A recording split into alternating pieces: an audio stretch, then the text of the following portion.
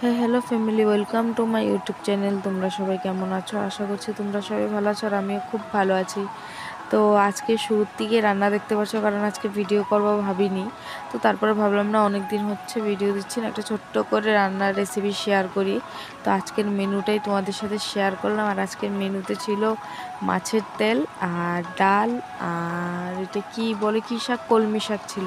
তো মাছের তেলটা রান্না করার আগে আমি সবজিগুলো ভিজিয়ে নিয়েছিলাম। আর সবজিতে ছিল বেগুন, পটল, আর একটা ভাত করলা ছিল, ওটাও দিয়ে দিয়েছি, আর ছিল আলু।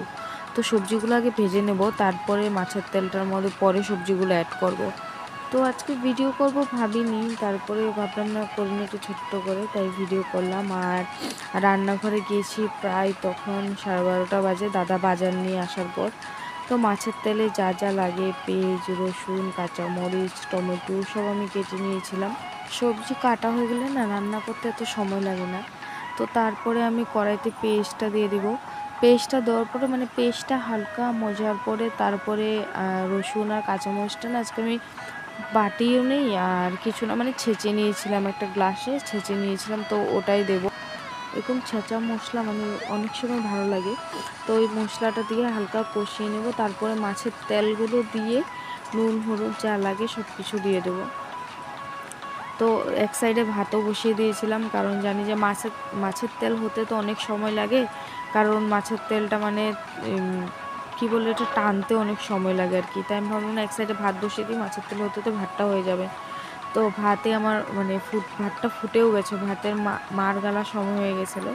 তো তারপরে আমি বদিকে বললাম, তুই মাছের তেলগুলো সবজিতে দিয়ে দে। তো মশলাটার মধ্যে মাছের তেলগুলো দিয়ে দিয়েছিল। আর মাছের মাছের তেলের মেন স্বাদটাই হলো যে বেগুন। হ্যাঁ, অনেকে খায় না, বাট অনেক মানুষ আছে যে মাছের তেলটা অনেক পছন্দ করে, আর আমরাও সবসময় খাই না, বাট হঠাৎ হঠাৎ কখনো ভালো লাগে তো তখনই খাই, যখন ইচ্ছা করে তখনই আর কি। তো এখানে আমি মশলার গুঁড়োগুলো সব দিয়ে দিয়েছিলাম, জিরোর গুঁড়ো, হলুদের গুঁড়ো, নুন, আর মরিচের গুঁড়োটা তো পরে দেবো, কারণ এখন দেবো না, এখন সবজিটা সাঁতলাতে হবে। তো সাঁতলানোর সময় তো পুড়ে যাবে। আর তারপরে এই যে সবজিগুলো যেগুলো ভেজে রেখেছিলাম এগুলো এখন অ্যাড করে দিব, কারণ অনেকটা টেনে এসেছে, দেখো তেল ছাড়ছে। আর আমি অনেক কম তেল দিয়েছিলাম, কারণ মাছের তেল থেকে তেল বের হয়, তো তাই আমি অনেক তেল কম দিয়েছিলাম। আর সবজিগুলো দিয়ে ভালো মতন সাঁতলিয়ে নাড়িয়ে নামিয়ে নেব। তারপরে কাঁচা টমেটোটাও পরে অ্যাড করে দেবো, কারণ টমেটোটা আগে দিইনি, এমনিতেই গলে যাবে, তাই আর আগে টমেটোটা দিইনি, আমি ভাবলাম পরে দেবো। টমেটোটা দেওয়ার পরে হালকা নাড়াচাড়া করে রেখে দেবো, তারপরে কম স্টিমে এটাকে মজাবো আর সাঁতলাবো আর কি। তো আমি আগে ভাজাতেও কোনো রকমের নুন দিইনি, পরেই যা দিয়েছিলাম ওই মাছের তেলে ওগুলোতেই হয়ে যাবে আর লাগবে না। তো অনেকটা টেনে এসেছে, সবজিটা এরকম থাকতে নামিয়ে দেবে, তাহলে ভালো লাগবে আর কি। তো তেলটা আজকে আমি অনেকই কম দিয়েছিলাম, যার জন্য তেলটা অনেক কম লাগছে, বাট তেল মশলা কম খাওয়াটা ভালো। আর আমার দাদাকে তেল মশলা কম খেতে বলেছে ডাক্তার, তাই অল্প কম দিয়ে রান্না বান্না হচ্ছে। তো আজকে বহুত দিন পর আমরা দাদা ধনিয়া পাতা পেয়েছিল বাজারে, তো নিয়ে এসেছে আর বললো যে এই ধনিয়া পাতাটা দিয়ে আজকে রান্না করবি। তো লোকাল ধনিয়া পাতা অনেক ভালো লাগে আর কি। তারপরে ডালটা সম্বাদ দেবো। আর কড়াইতে না শস্যটা দিয়ে আমি ভেজে গেছিলাম, কারণ শস্যটা না ফুটে অনেক ভয় লাগে আর কি, চোখে মুখে পড়লে না জ্বলতে থাকে। তো শস্যটা দেওয়ার পর শুকনো মরিচ দিয়ে দেবো। আর টমেটো দিয়ে যেহেতু ডালটা বানাবো, তাই আমি শুকনো মরিচ আর এটা কি বলে শস্য সম্বাদ দিয়েছি।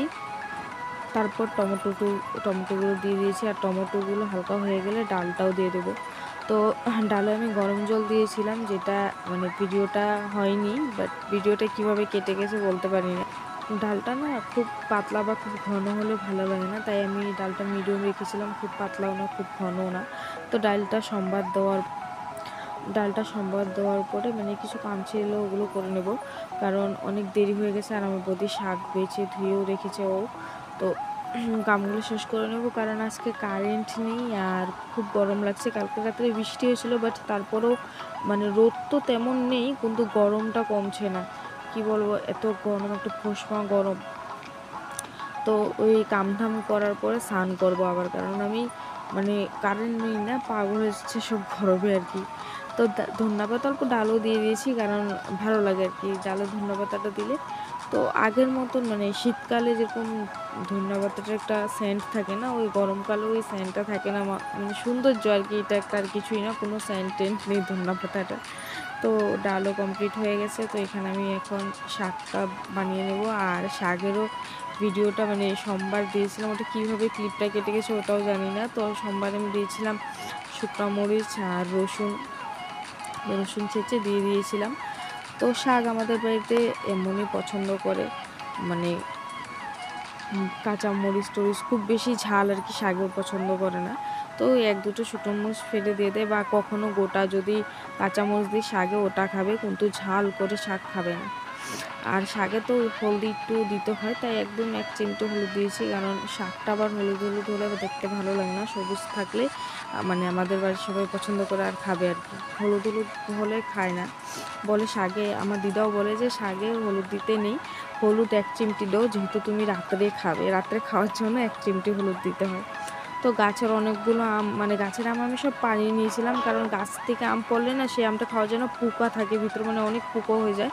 তো আমি গাছ থেকে, তো দাদাকে কালকে বলছিলাম আমগুলো পেরে নে, এইভাবে থাকলে পেকে যাবে আর কিন্তু পোকা হবে না। তাই আমগুলো আজকে, তাই দাদা কালকে গাছের আম পেরে নিয়েছি সব। আর কারেন্ট তো নেই, তাই জলও ঠান্ডা হয়নি।